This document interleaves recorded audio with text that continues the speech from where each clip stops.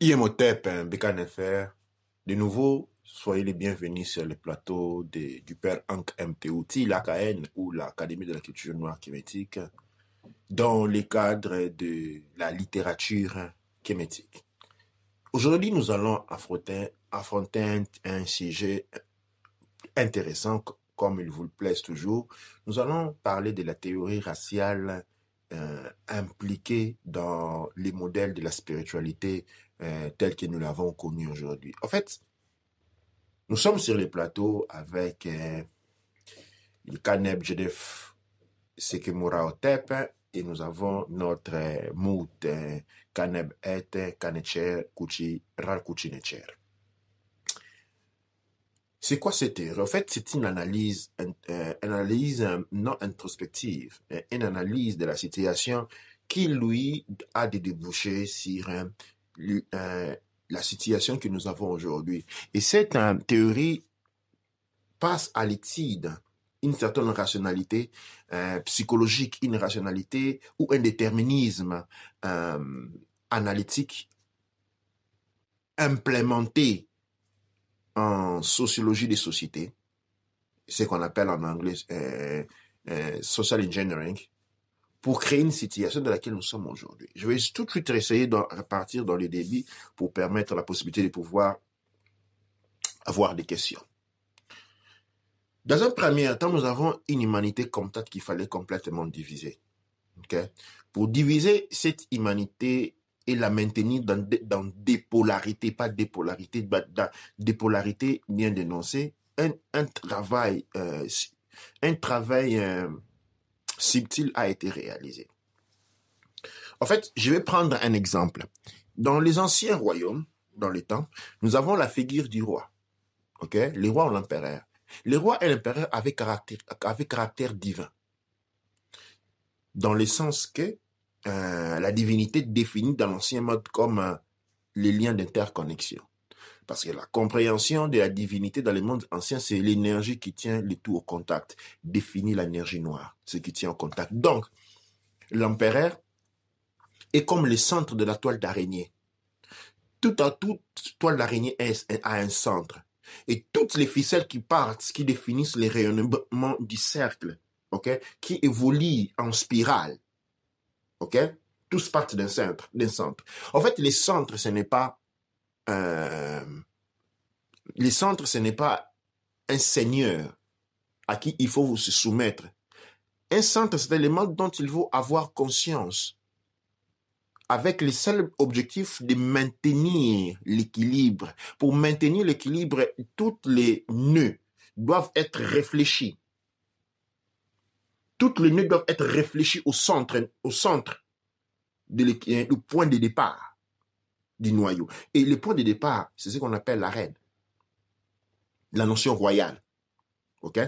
Donc, la royauté avait cet élément-là pour lequel on s'est réfléchi, un élément d'exemple, dans lequel on s'est réfléchi et qui permet l'interconnexion. C'est pourquoi dans toutes les maisons, il y avait les figures du roi, pour dire que le roi était un modèle. Le modèle, il représentait la divinité, mais non lui en tant qu'être. C'est pourquoi quand on devenait roi, on prenait un autre nom, qui distance la personne de son identité personnelle. C'est-à-dire, il acquiert une identité divine. Et c'est à cette divin-là qu'on s'est reflété. Donc, les empereurs et les rois avaient cet élément divin. Je ne parlais pas de Louis XIV, je ne suis pas en train de parler de Napoléon, je ne suis pas en train de parler des empereurs guerriers. Je suis en train de parler des empereurs de l'ancien monde. Okay? Et la différence, si nous voulons voir, par exemple, si les études des vestiges archéologiques, la science nous démontre que quand on étudie les vestiges archéologiques des anciens mondes, on ne trouve pas d'armes. Il n'y a pas d'armes qui a été retrouvée. C'est-à-dire ces empires-là ne combattaient pas. Il n'y avait pas de guerre entre eux. Et nous avons une notion bien différente. Mais continuons dans les sujets pour en venir où je vais, pour aboutir à ce que je vais être en train de dire. Dans la théorie raciale, qu'est-ce qui s'est passé à un moment donné? On a rentré dans les tentatives de polarisation où on élève une race entière à l'état de divinité. Ce n'est plus une personne, ce n'est plus un roi. ok? On élève une race entière au statut de divinité. Et on rabat une race entière dans le statut des démons. C'est la contraposition qui affecte aujourd'hui la mentalité dans le monde, dans la contraposition entre le monde blanc et le monde noir. Le monde blanc est devenu le monde divin. Et cela est très visible. Cela a été créé à l'entremise de la personnification de Jésus-Christ. Jésus-Christ étant un blanc, et Jésus-Christ est le seul reconnu fils de Dieu. Parce que le Bouddha est un prophète. Ok? Et Mahomet est un prophète. Étrangement, dans le monde noir, on ne reconnaît même pas un seul prophète.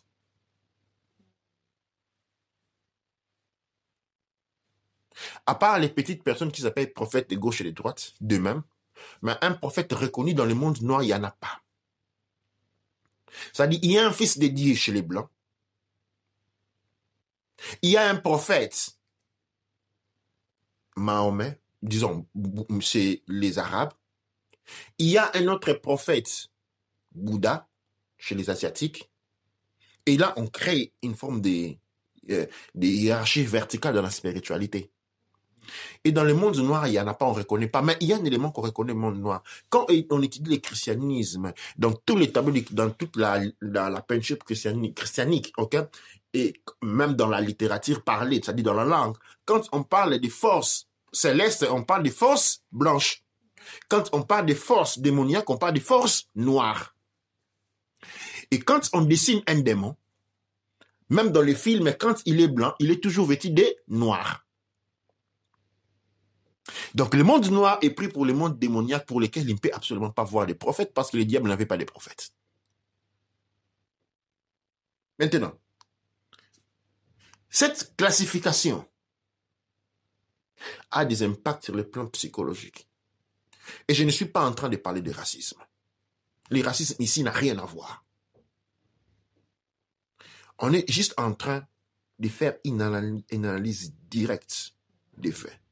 Ici, nous sommes dans un monde où il n'y a pas de racisme. Mettons le racisme de côté. Qu'est-ce qui se passe? Qu'est-ce qui a comporté cette polarisation dans les années, dans les générations? Le fait que le Christ, qui est reconnu le seul fils de Dieu et donc Dieu le Père lui-même, c'est ça, non?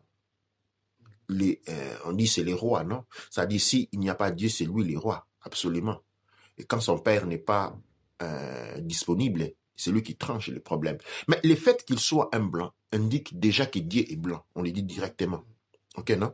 Dieu est blanc. Cela élève, du fait qu'ils ne sont, les Christ ayant vécu longtemps, Dieu n'ayant jamais été vu, et même quand on voit les Mahomet, et tous, ce sont tous des blancs, cela fait que l'homme blanc est un être divin. Et cette divinité se confirme par une forme de positionnement social, mais pas seulement social, mais une catégorisation de la perception. En fait, l'homme noir veut toujours aider l'homme noir. L'homme blanc veut toujours aider l'homme noir. Attention.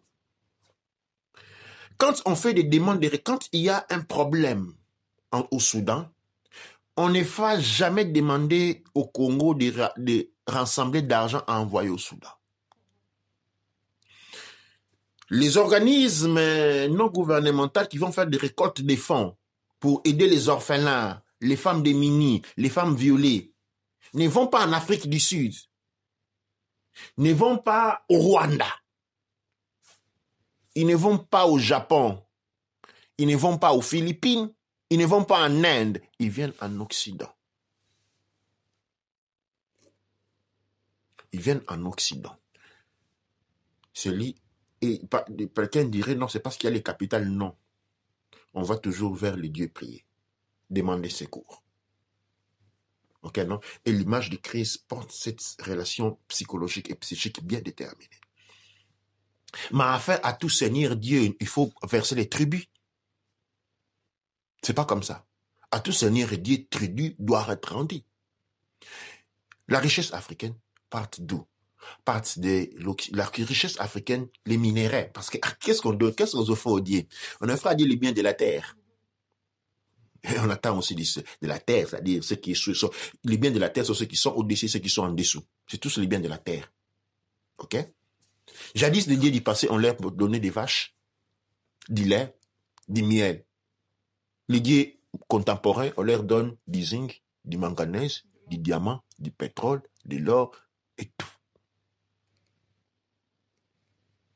Dans un processus quasi spirituel d'offrande que l'on doit offrir. Et les dieux exigent cette offrande. Ce n'est pas un cadeau. Et quand ces offrandes ne sont pas versées, il y a les répercussions. En fait, la France, quand il ne reçoit pas ces offrandes de l'Afrique, il y a des répercussions. Il y a des répercussions. Ces offrandes ne sont pas données au Japon. Non, elles sont données à la France. Et bien entendu, à ce moment-là, l'Europe devient une forme de sanctuaire. Une forme de sanctuaire. Où tout noir doit arriver à l'Europe, parce que quand il arrive à l'Europe, sa vie change, selon ce que nous dit. Pourquoi? Il est arrivé au paradis. Il est arrivé au sanctuaire de Dieu. Et c'est lui qui marche avec les dieux. Il se sent un Dieu. Et il regarde les autres en bas, loin de Dieu, comme de la pourriture. Éprouvant du dédain parce que les dieux éprouvent du dédain à l'instar des humains. Cette psychologie va encore profonde. Elle rentre dans les attitudes et dans les habitudes de tous les jours. C'est ce qui détermine ce qu'on appelle les privilèges blancs. Le privilège blanc n'est pas un privilège, c'est un privilège divin. C'est-à-dire, le blanc, pour voyager dans le monde, il a besoin de son passeport et de son sac à dos. C'est ça, non? Dans les ambassades, ce sont des formalités. Ça ne lui passe pas dans la tête qu'on puisse lui refuser un visa. Ce sont des formalités. Et la société occidentale est organisée pour maintenir ces liens, c'est-à-dire même les plus grands clochards européens n'a besoin que de son passeport, de son sac pour voyager. Ce qui n'est pas le cas pour les autres. Ce qui n'est pas le cas pour les autres. Les autres doivent demander permission. Et ces permissions est fait avec des offrandes. Ouais, quand vous allez demander permission au Dieu, vous apportez des offrandes, non? Quand vous allez parler au Dieu, vous apportez des offrandes. Et donc les ambassades sont comme des petits sanctuaires. Ou quand on va demander la permission pour visiter la terre des dieux, on doit apporter sa requête accompagnée des offrandes. L'argent à payer. Les gens vendent des maisons, vendent des voitures, leurs biens, pour pouvoir être admis dans une ambassade et demander ce colloque avec les divinités en versant une offrande. Et verser une offrande ne veut pas dire que la requête a été acceptée. Ou qu'on va même être reçu. Ou que vous allez même être reçu. Cela va encore plus loin de la psychologie. Je me souviens quand j'étais encore à l'université à Rome, une amie une fois, encore on n'était pas en amis, j'étais assis et dans une siège, elle rentre, elle me demande si je pouvais aller m'asseoir derrière. Je dis pourquoi? Bon, le problème en fait c'était que j'étais beaucoup plus grand qu'elle. Les places étaient finies et que si elle était restée derrière moi, elle ne voyait pas ce que ne pouvait pas voir les docteurs, les professeurs, ni voir écrire facilement. Il devait chaque fois tourner pour juste à gauche, de gauche à tête, de gauche à droite pour écrire. Elle me demandait donc gentiment de pouvoir échanger les places. Mais moi, quand je lui ai demandé la question pourquoi, elle m'a répondu comme ça. Tu ne sais pas que selon certaines théories, je suis supérieur à toi. Wow. Et oui, très calmement comme ça. Et moi, pour blaguer, je lui répondis, alors comment je dois t'appeler Sainteté, mon Seigneur, ma reine, comment je dois t'appeler maintenant, vu que tu es aussi supérieur de moi? Elle a compris, et puis elle m'a expliqué, bon, j'avais compris, et puis j'ai compris, c'était quoi, j'ai dit, il n'y a pas de problème. C'était une blague que j'appellerais une blague futile. Mais cette blague-là avait trahi un profil psychologique. Celui du privilège et de la supériorité raciale. Cette supériorité raciale repose sur le fait qu'il a été imposé à l'humanité entière, et je ne dis pas la race noire, à l'humanité entière, qui a un seul fils de Dieu, c'est Jésus-Christ. Les Asiatiques ayant Bouddha qui est un prophète et un homme comme tout le monde, c'est-à-dire ce sont des hommes normaux. Les Arabes ayant Mahomet qui est un homme comme tout le monde, ce sont des hommes normaux.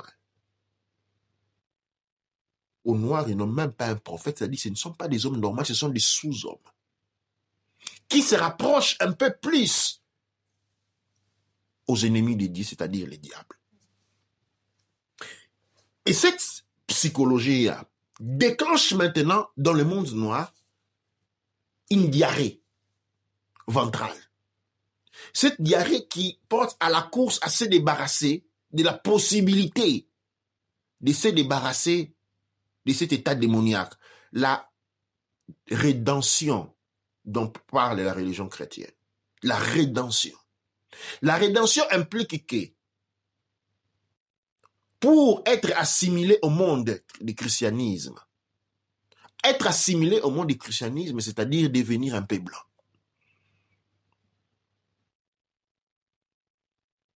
On doit culturellement abandonner son état, accepter avant tout son état, des premières choses, accepter qu'on est inférieur. Se mettre à genoux devant quiconque vous porte la Bible, parce que la Bible représente Jésus, c'est-à-dire se mettre à genoux devant les blancs. Quand on se met à genoux devant la croix, on est en train de se mettre à genoux devant le monde blanc. C'est elle qui est producteur de cette philosophie. Et maintenant, il se crée une certaine polarisation, une segmentation dans le monde noir où l'on commence à se regarder à selon comment on est plus blanc ou moins blanc. Quand on dit je suis chrétien catholique et que toi tu es un païen, c'est qu'on veut en train de signaler que moi je suis plus blanc que toi. Même chrétien catholique et chrétien des autres chrétiens, tu es supérieur aussi. Oui, les chrétiens catholiques, il est supérieur aux chrétiens protestants. On appelle ça maison mère. La maison mère. Ce qu'on est en train de signaler, on est en train de signaler un profil psychologique à caractère racial, indirect. Une polarisation raciale indirecte du fait qu'on assimile l'identité et la personnalité du chrétien blanc. Et plus on ressemble à un chrétien blanc, plus on se sent élevé. Ça signifie quoi, élevé? Élevé signifie simplement un changement d'interface, de polarité raciale. En fait, on veut être linéaire, on veut être marché comme un blanc, on veut ressembler, on vit exactement comme un blanc. Pourquoi? Parce qu'il y a une polarisation dans la question raciale est une question à caractère spirituel et religieux. Et ceci, justement, nourrit la suprématie blanche. Ouais. Oui, c'est fondamental. En même temps, j'essaie de retenir la question, le commentaire ou question pendant longtemps, mais j'ai pas pu. Mais en même temps, il y a, par exemple, quand on regarde le Pitts Projection Map, on réalise que, en réalité, le vrai map du monde où on habite, La carte du monde, ouais. La carte du monde, c'est l'Afrique qui est au-dessus et l'Europe, elle est au sud, normalement. Mais il y a eu une transposition du fait où on a changé le map du monde, mettant l'Europe au nord, l'Afrique au sud, ce qui fait que même par rapport quand on utilise la boussole, parce que la boussole pointe toujours vers le nord, donc l'information de la boussole a aussi été erronée. C'est peut-être que la boussole pointe toujours vers le sud, mais ça, on nous a fait voir ça comme un nord. Donc au final, vous voyez, quand on parle du nord, on vous montre la neige. De plus que vous allez au nord, vous avez la neige, vous avez... Tout est blanc, tout est blanc, tout est pur, la pureté dans la neige. Mais ce qu'on oublie, c'est que aussi quand on part au sud, parce qu'on a deux pôles, on a aussi la neige En Afrique aussi, il y a la neige aussi. Pas seulement en Afrique, mais dans tous les pays du Sud, il y a la neige, entre guillemets. Mais il y a cette contraposition qui est mise aussi.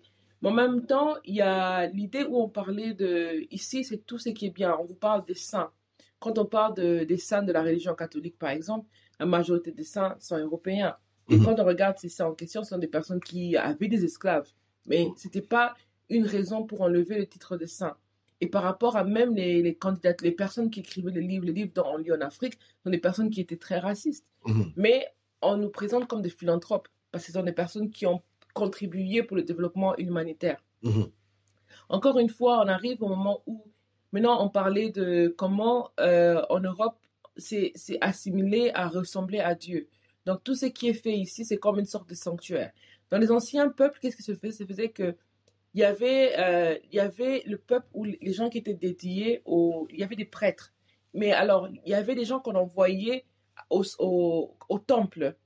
Alors, tu pouvais être envoyé au temple pour étudier et devenir un prêtre, comme tu pouvais être envoyé au temple pour étudier et devenir un serviteur du prêtre. Donc, un serviteur de la personne qui sert les dieux. Et donc, les Africains, qu'est-ce qu'ils font? On les apprend, on part à l'université, on fait beaucoup d'études.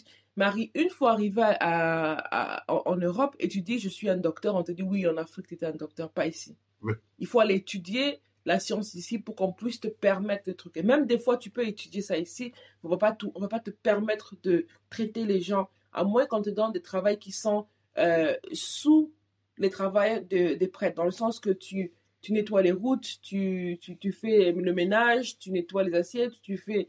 Au final, on va te laisser de aide-soignante, tu es aide-soignante, donc tu es infirmière, tu aides le docteur.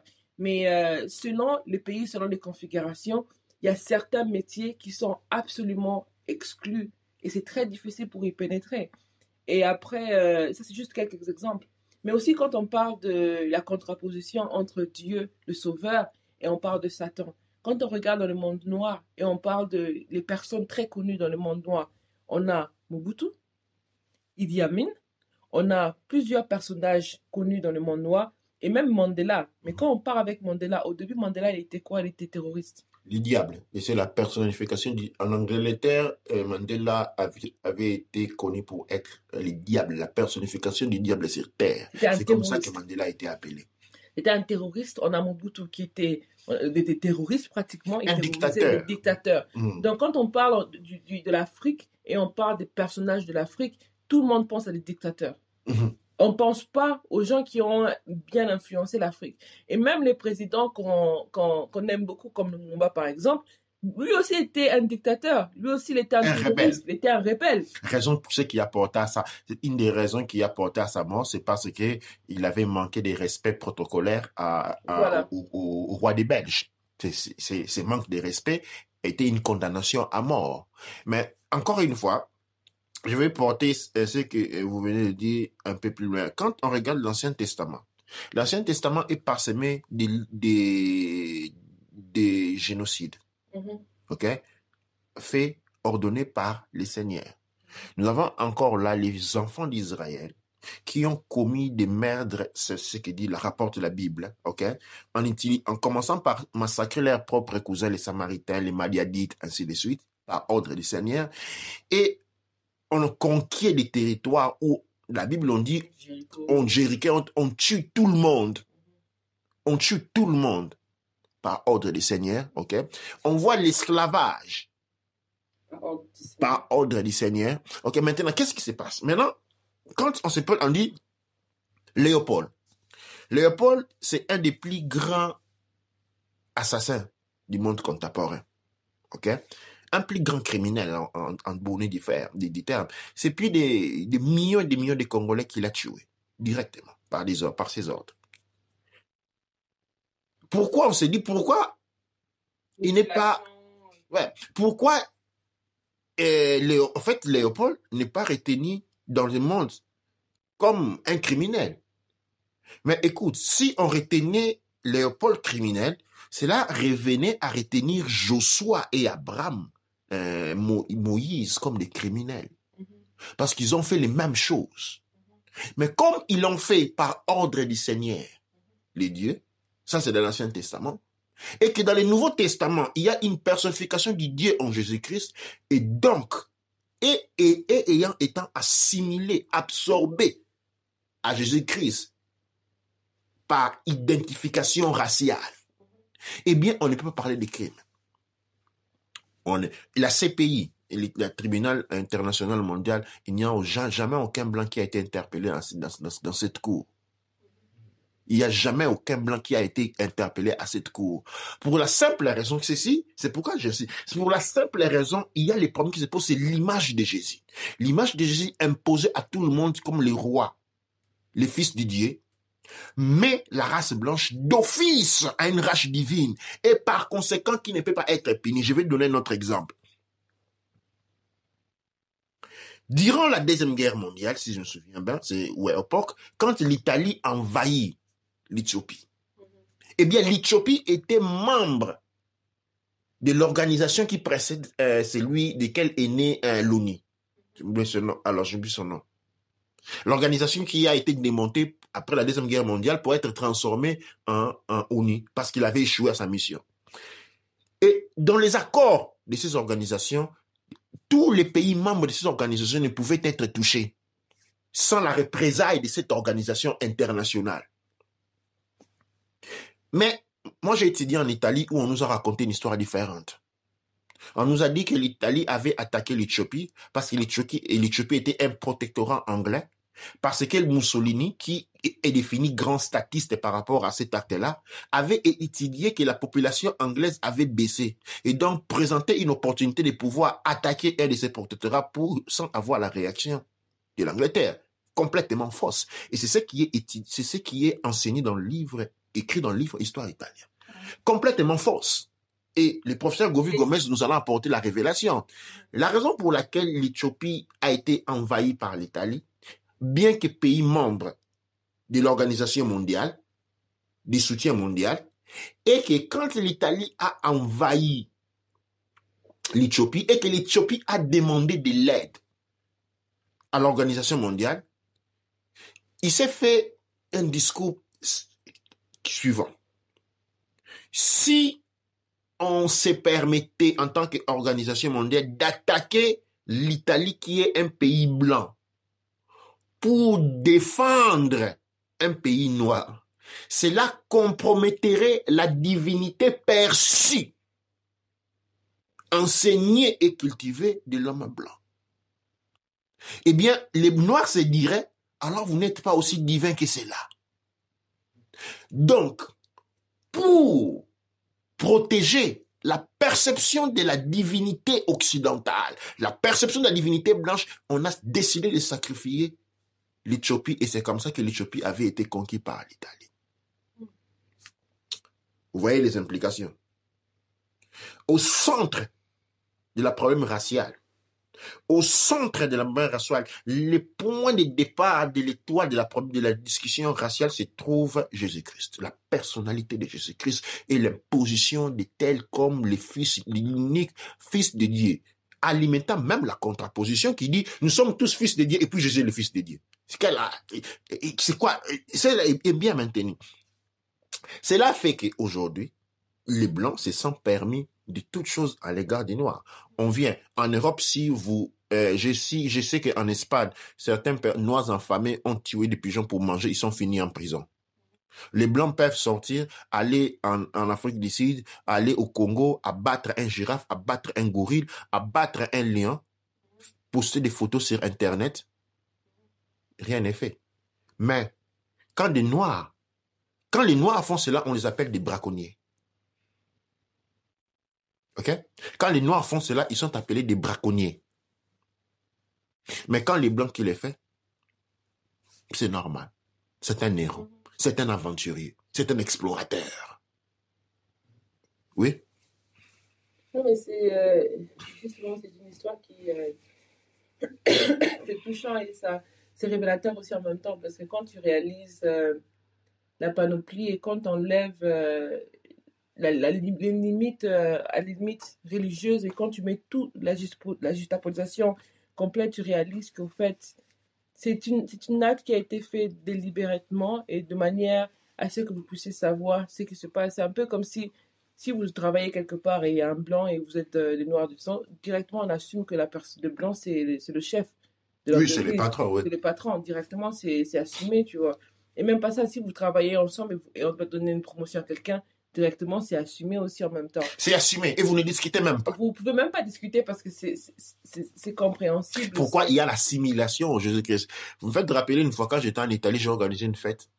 C'était mon anniversaire, je pense. Et j'avais invité des amis. Bon, j'ai grandi dans un milieu italien où il n'y avait que des blancs. OK? Et c'était ça mes amis. Et j'ai invité des amis qui, à leur tour, ont invité des amis. OK?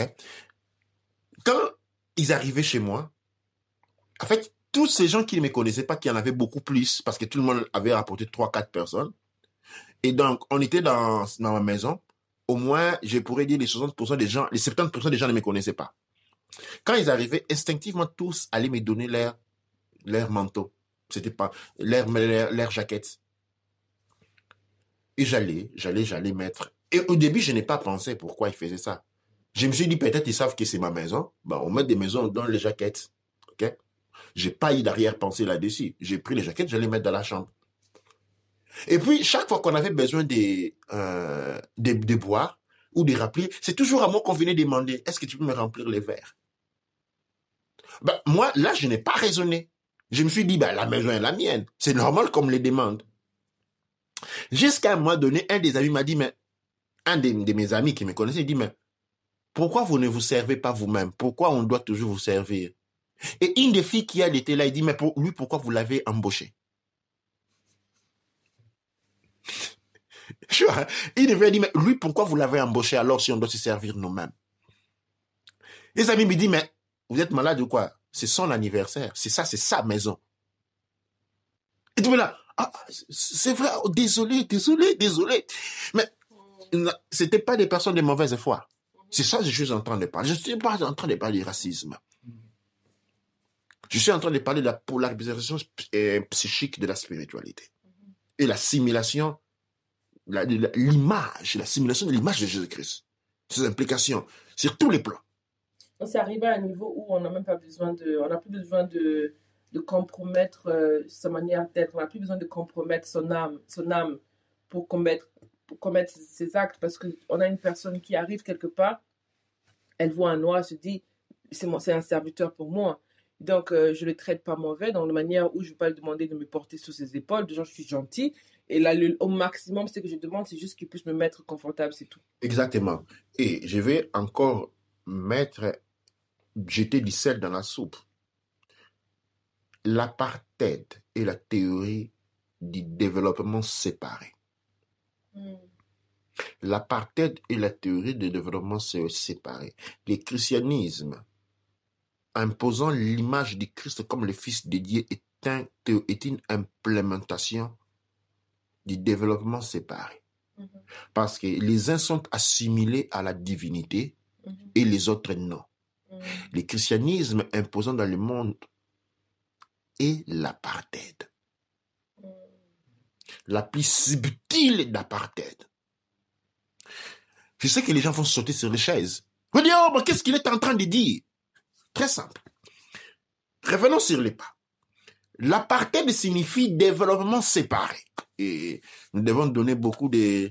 je dis que notre aîné Kofi Gomez, qui élicite cela avec beaucoup de nonchalance. Je dis toujours, Gomez, il faut qu'on lui mette qu'on assire sa tête, qu'on mette une assurance sur sa tête. Assurance vie. Oui, on doit donner l'assurance vie sur la tête de notre aîné Kofi Gomez. Je disais donc, l'apartheid, c'est l'évolution séparée. Et je reprends l'exemple de Kofi Gomez. Vous êtes en RDC Congo-Kinshasa et un noir est en train de taper un blanc, la police arrive. Eh bien, les noirs et les blancs est secouru tout de suite. Les noirs est mis en prison, arrêté, on bat tout de suite. Des noirs sont en train de se battre en pleine rue, la police arrive, on tape tous les deux, on arrête tous les deux. Un blanc est en train de tabasser un noir en pleine rue.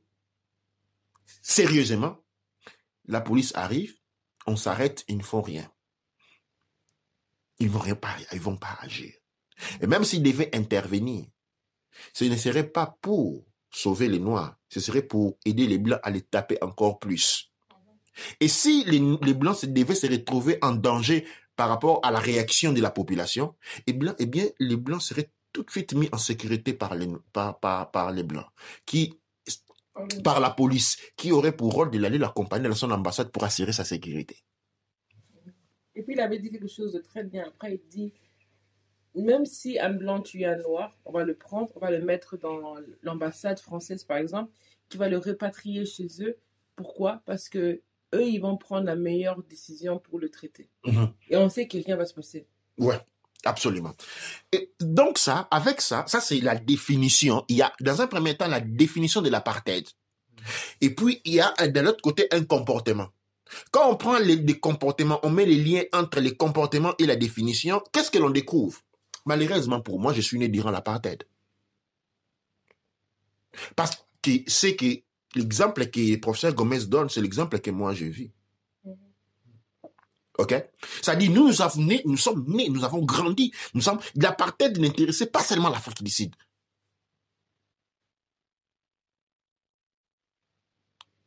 L'Afrique du Sud avait une autre situation exagérée, oui. Mais l'apartheid n'intéressait pas seulement l'Afrique du Sud. L'apartheid intéressait toute l'Afrique. Parce qu'il y avait en Afrique des quartiers des Blancs et des quartiers des Noirs. Et les Noirs qui allaient vivre dans les quartiers des Blancs, c'était ceux qui ressemblaient à des Blancs. Même quand on les regardait, quand on regardait leur visage, c'était un Blanc avec la peau noire. Il y avait un développement séparé, donc l'apartheid. Et donc, quand j'apporte cela maintenant au degré de la christianisation du monde, nous avons affaire avec une apartheid. C'est-à-dire déjà le fait de dire que Dieu est blanc, c'est de l'apartheid. C'est-à-dire le fait de dire que le Dieu du monde entier, c'est lui qui a créé tout. C'est lui qui a créé tout le monde est blanc. Avec un fils Jésus-Christ qui est blanc. Parce que certaines fois, les gens disent, mais oui, on n'a jamais dit que que Dieu est blanc. Mais écoute, alors, il était noir, il a un fils noir. Il a un fils blanc. C'est ça, non? Ça, on rentre dans des gens qui veulent justifier des choses qui ne sont pas justifiables. Tout le monde sait quand on parle de Jésus, Jésus est blanc. Et puis, musulmans, chrétiens, bouddhistes, tous savent que Jésus, quand on va entrer au plein fond de l'Amazonie, quand on va au plein fond de la Chine, on pose la question. Jésus, tout le monde va dire qu'il est blanc. Bouddha, tout le monde sait qu'il dit que c'est un asiatique. Mahomet, tout le monde sait que c'est un arabe. Et maintenant, le fait qu'on a Jésus qui est reconnu le seul fils de Dieu, c'est pour dire que, quand on dit Jésus est le seul fils de Dieu, c'est que nous ne comprenons pas. Qu'est-ce que l'on veut dire que Jésus est le seul fils de Dieu? On est en train de dire que la race blanche, c'est le seul fils de Dieu. C'est pas Jésus lui-même. C'est la race blanche qui est le seul fils de Dieu. C'est pourquoi, après, on dit que nous sommes tous les enfants de Dieu. Mais dans tout cela, il y a une condition, une précondition. Quand on dit on est tous les enfants de Dieu, il y a une précondition. La précondition est la suivante. C'est le christianisme qui est en train de parler. Mais la chose que nous, on oublie aussi des fois, c'est qu'on ne prend pas en considération quand est-ce que les paroles ont été dites et pour quelle raison elle a été faite. D'abord, la première chose, c'est que la Bible ou tous les instruments spirituels, ils ont été faits pour parler au subconscient, pas pour parler à la partie consciente. Donc, c'est vraiment parler à l'intérieur de nous, la partie de nous qui ne réfléchit pas, la partie de nous qui est déjà formée, formalisée et qui a ses peurs, qui n'ont pas de raison et tout ça comme ça. Donc, on parle d'une partie de nous qui n'aura pas le temps de discerner ou de faire une réflexion. La réflexion qu'on fait à la surface n'implique pas, ne regarde pas le subconscient. Du moment où l'information, elle a glissé vers le conscient pour aller au subconscient, c'est fini. C'est fini. Il reste juste à faire le travail des années que nous sommes en train de faire pour faire sortir cette information-là. Et ça, c'est le point le plus important, c'est que prenez ces informations qu'on vous donne, regardez quelle est leur implication au subconscient. Pas à votre partie consciente, que oui, les études ont fait ça, ça a démontré, ils ont changé les... Non. Enlevez tout ça. Regardez dans le subconscient. Demandez aux enfants, qu'est-ce que ça veut dire pour vous? Regardez le subconscient, ça va vous donner le plus grand importance dans tout ça. Mais aussi quand on dit Jésus-Christ est le Fils de Dieu et nous sommes tous les fils de Dieu, il faut regarder même quand ces Bibles ont été écrites pour la première fois. Vous allez voir une chose, c'est qu'à cette période-là, les femmes n'étaient pas reconnues comme des êtres humains, on comptait que les hommes. Les Noirs n'étaient pas reconnus comme des êtres humains. Et quand on parlait de nous, quand un chef d'esclave parlait de nous, il parlait de lui et d'autres hommes blancs, il ne parlait pas des Noirs, il ne parlait pas des esclaves, Il ne parlait pas d'autres personnes. Surtout même pas des femmes. Et surtout même pas des femmes. Ça, même, oui. Même pas parmi les Blancs. Cela n'inclut pas les autres l'Occident. C'est ainsi que Jésus même n'avait pas, dans l'histoire qu'on invente de Jésus, okay, on réplique des règles fractales qui est dit au fonctionnement subconscient de Blanc. C'est-à-dire, Marie-Madeleine n'est jamais reconnue comme la femme de Jésus. Pendant qu'il y a des textes qui l'affirment, qui les placent ainsi. Même Marie, la maman de Jésus, n'est pas reconnue. Même Marie n'est pas reconnue parce qu'on l'écarte. Même on voit Jésus qui dit femme, pourquoi tu me déranges? Femme, pourquoi tu me déranges? Va-t'en. Va-t'en. Il n'y a pas de place pour cela. Et même dans la Bible aussi, on montre comment Dieu crée l'homme, tout va bien, tout est parfait, tout est beau. Dès qu'on crée la femme, c'est le désordre qui vient. Il y a quoi? Il y a le diable qui vient de l'Afrique qui est venu séduire la femme. Ouais, ça c'est. Le désordre a commencé. Ça c'est flagrant. Oui, ça c'est très flagrant. Ça c'est flagrant comme chose. C'est-à-dire, il y a cet élément-là. Les décanums, les points centraux de la discrimination raciale et religieuse. L'implantation forcée à échelle mondiale de Jésus-Christ comme le seul Fils de Dieu. Même s'il y a des groupes restreints comme les Hébreux qui l'ignorent d'un certain point de vue, qui refusent cela. Mais cela les honore en même temps parce que dans l'ensemble, ils sont reconnus et comme les divinités sur terre. Et leur pays comme des temples à la limite des paradis. Et des lieux saints. Des lieux saints. Et c'est comme ça qu'on parle des rois lumière. OK? Des rois lumière. Et quand on regarde, ça c'est très absurde. Quand on connaît que l'Europe est un territoire, a été un territoire macabre ou des morts. OK, non? Cela est dit, mais cela n'est pas visualisé. OK? Le seul film dont on parle de l'Afrique, où les Blancs ont parlé d'un roi africain, c'est le film de Shaka Zulu. Et tout ce qu'on le fait voir. Bien que c'est un film qui nous a infligé beaucoup de courage, mais dans un même temps, le film de Shaka Zulu, c'est une insulte. Parce qu'on fait voir des gens qui sont pratiquement nés, un roi pratiquement né, des gens pratiquement nés, OK? Et surtout qui se tuent entre eux. Bien que dans la littérature occidentale, il y a cette caractéristique, mais on ne fait pas voir ça dans les films. Le Royaume Congo au XIVe siècle était le plus grand producteur de la soie, mais comme par hasard, les rois étaient nus. Les rois étaient nus. Le grand producteur de la soie et même du cuir, mais les gens se rhabillent avec les raffias. On sait dans la littérature spirituelle, même les Hébreux et les maîtres spirituels, quand ils allaient dans des périodes bien déterminées, étaient habillés en affre pour des raisons spirituelles, mais pas s'il y avait les sels d'aliments. Revenons sur les points. Aujourd'hui, la suprématie blanche imposante, les privilèges blancs imposants est construit sur les dos du christianisme imposant. Le seul fils de Dieu étant un homme blanc. Cette direction implique, disons, cette impostation a pour déduction ou a pour conséquence que toute la race blanche est assimilée à la divinité. Alors, je sens des gens certains qui posent la question, mais non, la race n'est pas importante. La couleur des peaux n'est pas importante. Attendez, lisez la Bible. Dans la Bible, il est écrit que Jésus-Christ, à la naissance, les mages qui viennent le voir disent qu'il a des cheveux de soie en boucle. Et pourquoi pendant un produit exactement la même chose? Voyons voir si on pouvait voir un homme blanc, modèle aérien, avec des yeux bleus et des cheveux en boucle. Ça les fait rire tout le monde, il n'y en a pas. Il n'y a pas un seul blanc avec des yeux bleus et des cheveux en boucle. Les yeux bleus vont de soi avec les cheveux lisses. Et donc, ça n'allait pas marcher. On n'allait pas quand même mettre un Christ avec, quand on reconstruit les cheveux en boucle, les cheveux de soie, il a dû être disons, ressembler à un arabe, disons, d'aujourd'hui. Et cela n'allait pas marcher. Et ironiquement, même en parlant de Jésus-Christ, une chose que j'ai notée, parce que moi j'étais dans la religion catholique pendant très longtemps, et j'étais en train de regarder les images, il y avait, pour ceux qui ne me croient pas, regardez par exemple Divine Mercy. C'était une chose parlante qui parlait de la miséricorde divine de Jésus, entre guillemets. Et qu'est-ce que j'ai noté? J'ai noté que cette philosophie était née dans un pays de l'Europe de l'Est.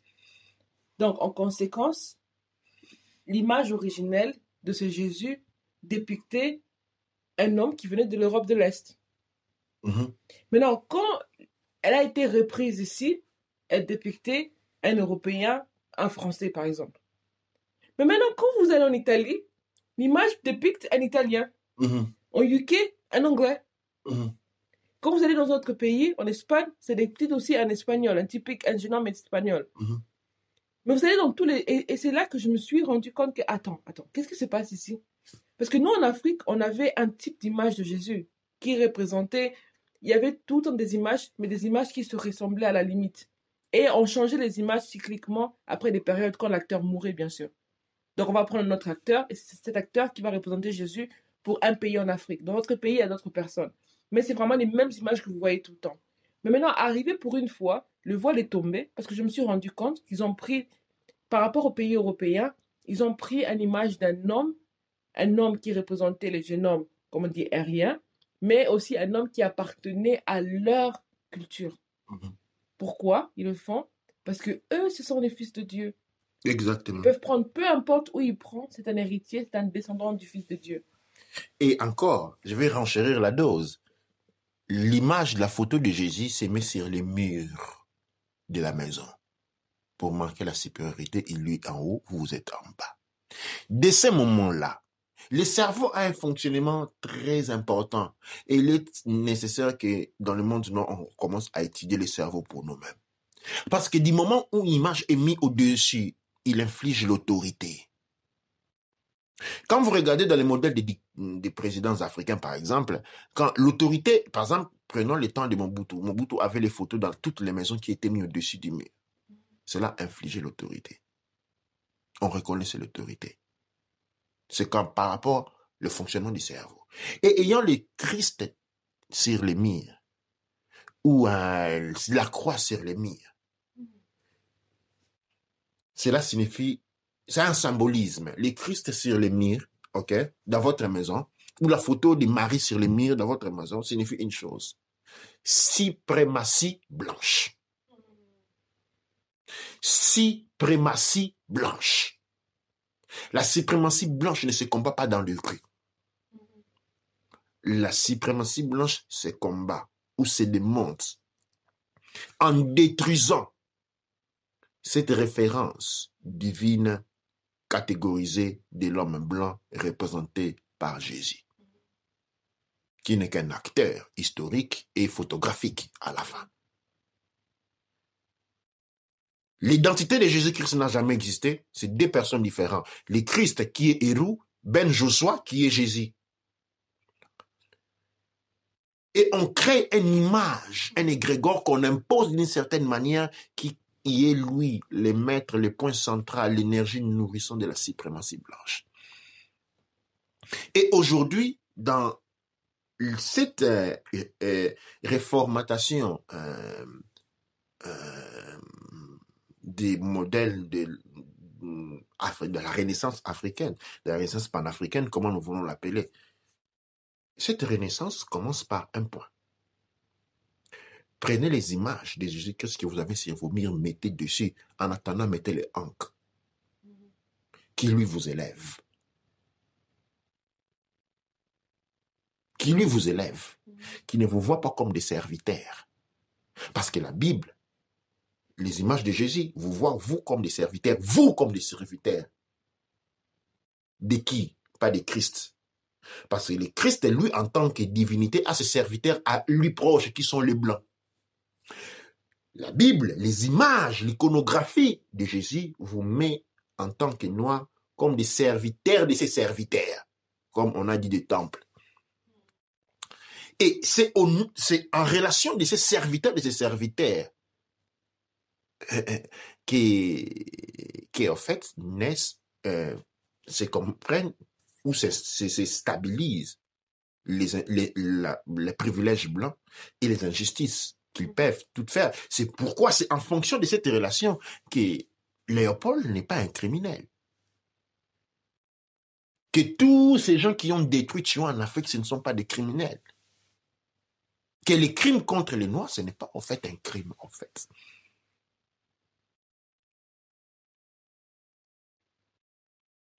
Après tant de massacres qu'il y a eu dans le monde noir, après l'Holocauste du monde noir, du noir qui a commencé en Afrique, bien entendu, qui a commencé du XIIIe siècle au XVIIIe siècle, Karl Marx va dire prononcer une phrase destructeur, une des phrases les plus mauvaises que Karl Marx, le père du communisme, aurait pu dire. Après les massacres du Kenya par la France, après tant de souffrances, Karl Marx dit que la colonisation était un bien pour le peuple noir. C'est ce que Karl Marx dit. La colonisation était un bien pour le monde noir. Il ne dit même pas que tout de la colonisation n'est pas à jeter, il dit que c'était un bien. En qualité de quoi? Là, on doit comprendre. Karl Marx est un intellectuel, un puissant intellectuel occidental. Et l'intellectuel est toujours connecté à la religion, à la culture. Pourquoi il prononce cela? Il prononce cela parce qu'en tant que divinité, ayant expérience du comportement de Yahweh, par exemple, parmi le peuple blanc, Israël, où il ordonne les uns de tuer les autres, d'abattre, d'éliminer, de tuer, de faire des abominations. Et que c'est normal. En tant que divinité, maintenant, les atrocités faites sur le peuple noir, eh bien, c'était un bien. Parce que ce que Yahweh avait fait chez eux était reconnu comme un bien. Ils ne disent pas que Yahweh était mauvais.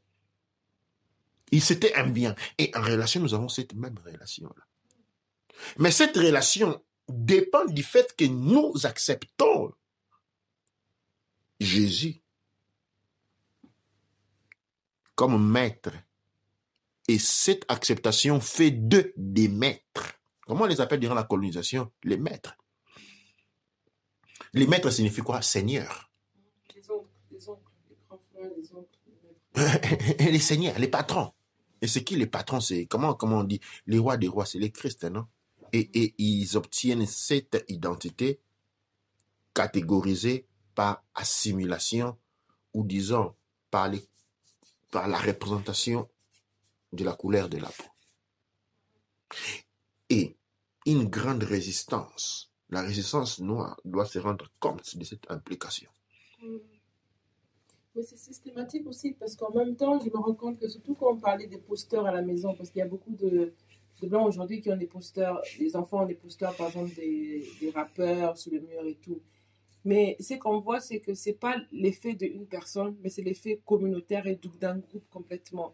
Et c'est l'effet que dans une région, vous n'allez pas voir tous les enfants qui ont des photos de Beyoncé au mur. Il y a certains qui auront Beyoncé, ça va en rendre d'autres personnes, certains Nicki Minaj et comme ça. Mais quand on parle de Jésus-Christ, c'est tout le monde systématiquement qui ont des photos de Jésus noir ou de la croix mis sur les murs. On a au Congo, par exemple. Mais en même temps, moi, ce que je vois, c'est que ça démontre aussi une sorte de préparation cyclique ou un jeu, où on peut dire, ou encore une sorte d'un plan en action qui a été fait sur plus de 2000 ans, qui a été mis en action depuis plus de 2000 ans. Pour obtenir les résultats. Pour obtenir les résultats. Et donc, si maintenant on doit se poser la question de qui est derrière ce plan d'action? Qu'est-ce qui est derrière ce plan d'action? Derrière ce plan d'action, et je vais parler de manière très claire, se trouve une intelligence. Une intelligence qui s'est fait aujourd'hui connaître de manière docile parmi tous les gens comme l'intelligence artificielle. L'intelligence artificielle n'est autre que les démiurges. Les démiurges n'est autre que les seigneurs des archontes. Les seigneurs des archontes ne sont autres que les destructeurs des mondes. en arrivant sur notre monde, il veille la posséder.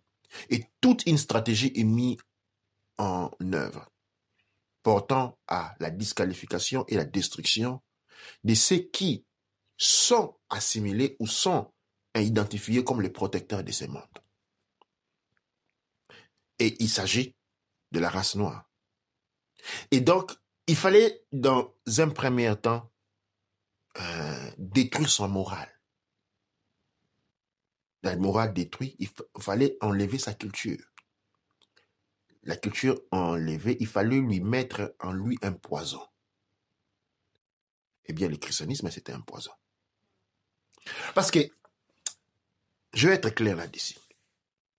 Imaginez que vous êtes en train de marcher et vous regardez dans le ciel, vous voyez l'image d'un noir. Vous vous sentez tout de suite élevé. Comment vous sentez-vous quand vous voyez un noir faire un acte, accomplir un acte? Tout le monde est content. Quand on a vu Obama devenir président des États-Unis, tout le monde se sont levés, tous les noirs étaient contents, fiers. Ils se sont levés la poitrine dessus. Eh bien, c'est le même sentiment que les Blancs ont quand ils regardent Jésus. Quand ils regardent la photo de Jésus, ils ne se sentent pas abaissés, ils se sentent élevés. En regardant Jésus, tiens, c'est le Fils de Dieu, c'est-à-dire, lui, il ressemble à mon oncle. Il y a des gens qui peuvent dire que Jésus ressemble à leur oncle. D'autant plus que dernièrement au Kenya, il y a quelques mois, pas 6 mois, il y a quelqu'un, un Africain, un pasteur africain, qui a eu une affaire avec, je crois c'était un Italien ou un Espagnol, qui ressemblait à Jésus des films. Ils sont allés passer d'une église à une autre récolter l'argent parce que c'est Jésus qui s'était révélé. Alors les Blancs se sentent élevés. Ils ne se sentent pas soumis à l'église ou à Dieu. Ils se sentent élevés. OK? Il sent que le paradis lui appartient parce qu'il s'est dit, écoute, qui est-il au paradis? Dieu, même si on ne les connaît pas. En disant que s'il a un fils qui est blanc, il est blanc. Moïse, c'était un blanc. Josué, c'était un blanc. On commence à lire toute la Bible, tous les saints, ce sont tous des blancs. C'est-à-dire, le paradis, c'est à la limite sa prochaine destination, des faits. Le paradis, c'est sa maison. Ça, c'est déjà, même dit, il y a tous ces blancs au paradis, mais dans ma maison, maintenant aussi, il y a tous ces blancs. C'est comme le paradis. C'est comme l'Europe. OK? L'image de Jésus rabat l'homme noir. Il fait dire, tu as un long chemin pour devenir comme blanc. Maintenant, même si on va te donner des bonus, on va négliger ta couleur de peau. Au moins, comporte-toi comme un blanc. Comme ça, tu vas te sentir un peu plus proche de Jésus-Christ parce que c'est lui le sang frère de Dieu. Et on dit aussi le chemin pour aller c'est long. Oh long pour les Noirs. Pas pour les Blancs. Les Blancs, il est né. Ils peuvent se convertir en dernière minute. Il est né, oui. Il est né. Mais pour les Noirs, il est long. Ça signifie, ça passe par la dépigmentation. D'abord, tu dois la transformation culturelle, tu dois te sentir comme un Blanc, agir comme un Blanc, parler seulement les Français ou l'anglais, les langues occidentales. Après, commencer à détruire tes cheveux, mettre des agents chimiques à l'intérieur, des perruques pour quand tu n'aimes pas au début, tu commences par les défrisages. Quand les défrisages ont détruit les cheveux, qu'il n'y en a peu plus, tu mets des perruques. Et la peau aussi, en même temps, dans le processus de te transformer en un blanc. Pour mériter le royaume des cieux. Et les habits, n'en parlons même pas. Le royaume des cieux passe à travers cela. Parce que un royaume, c'est un royaume des blancs. C'est aussi. Quand Kimbangu a dit qu'il était prophète, il a été tué tout de suite. Pour dire que tu n'as pas les toits. Le royaume des cieux, c'est composé des blancs. Qui ne le sait pas? Et pour le Dalai Lama, c'est tous les présidents qui font la liste pour aller voir le Dalai Lama. Exactement. OK, non? Et donc, toi, tu ne peux pas y rentrer là-bas en tant que noir. Tout le monde va se dire, qu'est-ce qui se passe? Et quand tu y rentres là-bas, tu dois avoir la peau claire. Ou du moins, ressembler, même si tu n'as pas la peau claire, te comporter comme un blanc, comme ça, tu peux au moins servir dans les bars du paradis. Et oui, dans le paradis, il y a des bars. Absolument. Pourquoi vous n'avez pas vu des bars ici en Europe? Eh oui. C'est ça l'assimilation. Et dans la lutte pour la libération de l'Afrique, et là aussi je ne vais pas manger mes mots, L'islam est présent en Afrique, oui, on le sait. Mais l'islam, c'est la religion du prophète, d'un prophète, reconnu mondialement. Le grand problème, c'est le christianisme. Parce qu'avec le christianisme, on a affaire avec un Dieu. Et l'occupation de l'Afrique, c'est une occupation spirituelle, représentée par l'image de Jésus. Et cela tranche une ligne droite entre la résistance et les traîtres. Les traîtres, bien entendu, peuvent être divisés en sympathisants, à corrompus, et à des vrais traîtres. Mais c'est ça la gangrène principale.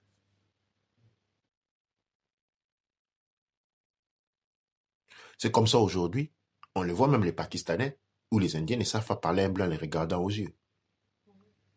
Un Pakistanais, l'Indien, quand il parle au blanc, il abaisse la tête. Pourquoi il abaisse la tête? Parce qu'ils ont un prophète. Les autres, les Indiens. C'est comme si quand vous rencontrez les cousins du roi et que vous êtes un marquis, qu'est-ce que vous faites quand vous parlez aux cousins du roi ou au prince quand vous êtes marquis? Vous abaissez la tête. Mais vous faites plus ou moins partie de la nobilité. Mais les princes, c'est un prince, les marquis, c'est un marquis. Et c'est comme ça que dans le monde, aussi aujourd'hui en Occident, quand vous parlez à un blanc, vous élevez la voix, d'office vous êtes impoli. Eh oui, oui, on a vu ça des centaines de fois. Quand vous parlez à un blanc, vous élevez la tête, les blancs se regardent. Mais ce type n'a pas été bien éduqué ou quoi? Ça signifie qu'il n'a pas été bien éduqué. On ne lui a pas inculqué des valeurs relatives à la fonctionnalité divine de la peau blanche.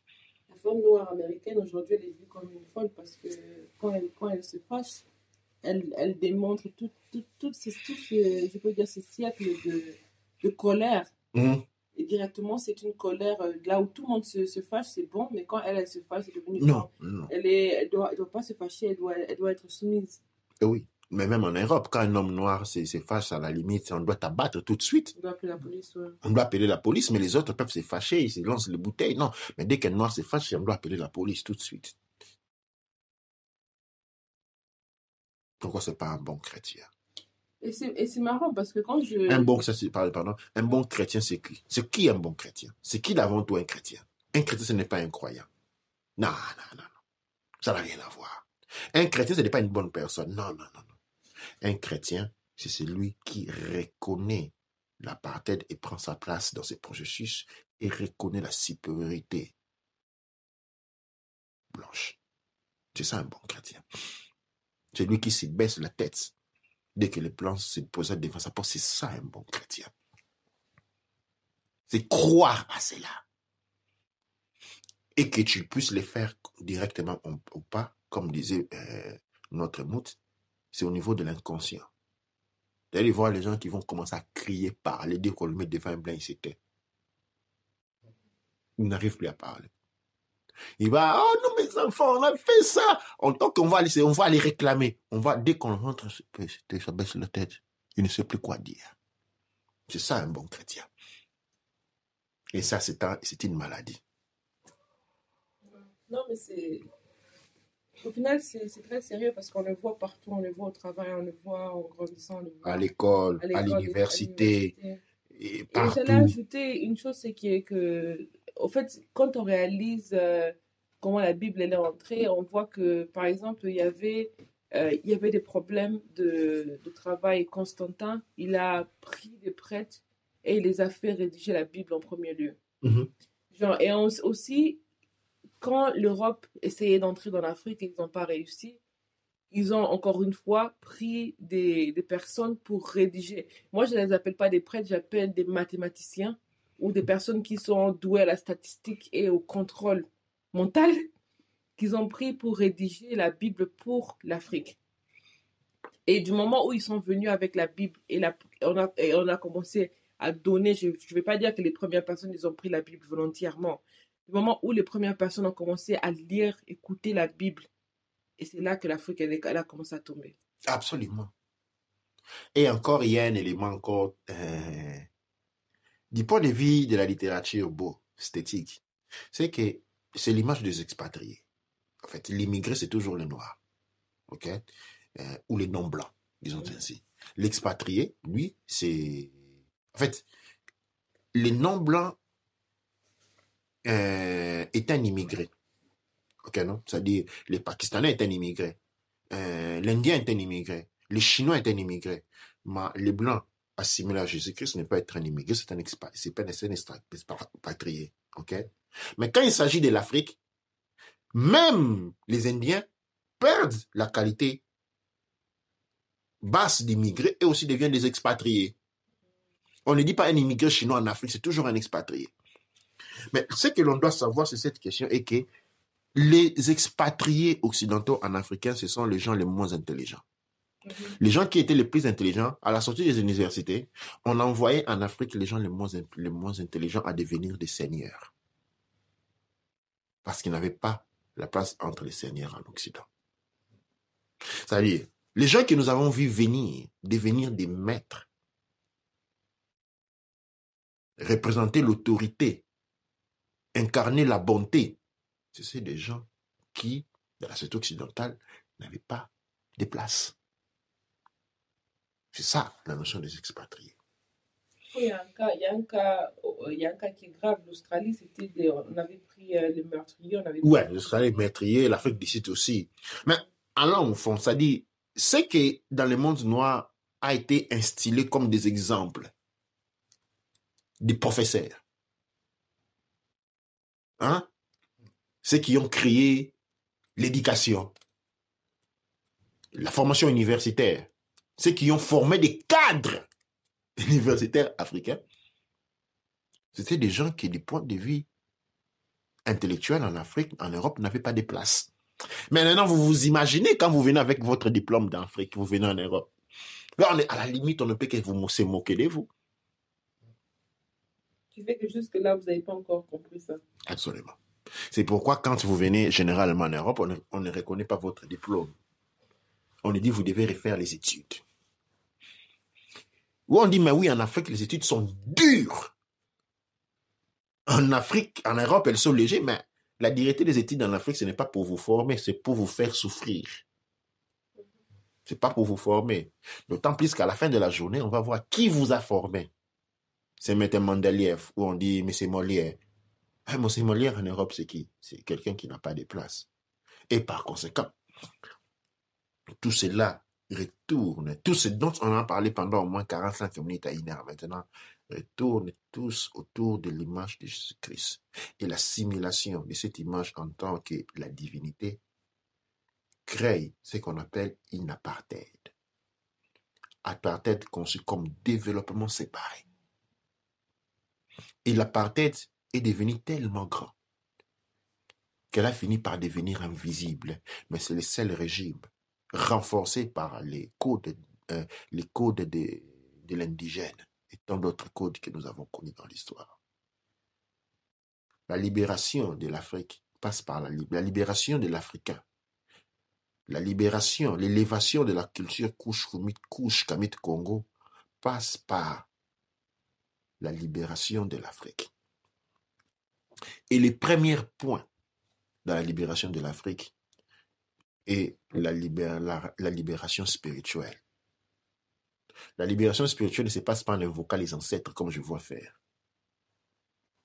La libération spirituelle passe par la disassociation de l'image divine avec celui de Jésus-Christ. C'est ce qu'on allait partager aujourd'hui. Je n'a rien dit pendant toute l'émission. Je ne sais pas qu'est-ce qui t'a frappé dans tout ça.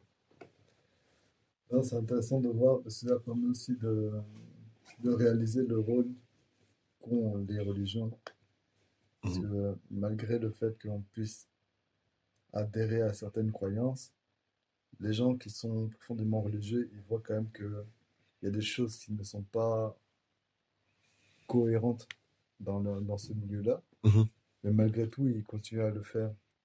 Et ceux qui ne croient pas, ou en tout cas qui n'ont pas adhéré à ces croyances-là, ils sont capables de voir réellement ce qui peut se passer et quel est le rôle des religions en question, en fait.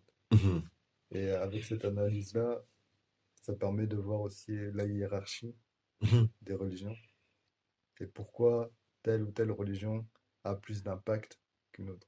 Ouais, absolument. Donc c'est vraiment intéressant de voir avec cette comparaison-là. Je pense que nous allons nous arrêter ici. Je vous salue pour avoir été avec nous et je salue à tous ceux qui nous suivent, ceux qui vont nous suivre dans cette réflexion, je pense, très importante et pertinente. Je ne veux pas que cette réflexion soit un point et c'est tout. J'aimerais que cette réflexion soit un point de départ qui puisse amorcer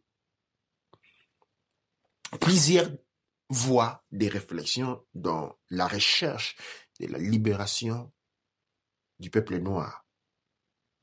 La libération du peuple noir passe par la libération de l'Afrique. C'est l'Afrique qui nous accorde notre dignité d'homme. Et aussi longtemps que l'Afrique est sous domination christique, par l'image auto-imposée de Jésus-Christ comme le Dieu et Sauveur, qui lui, Dieu et Sauveur,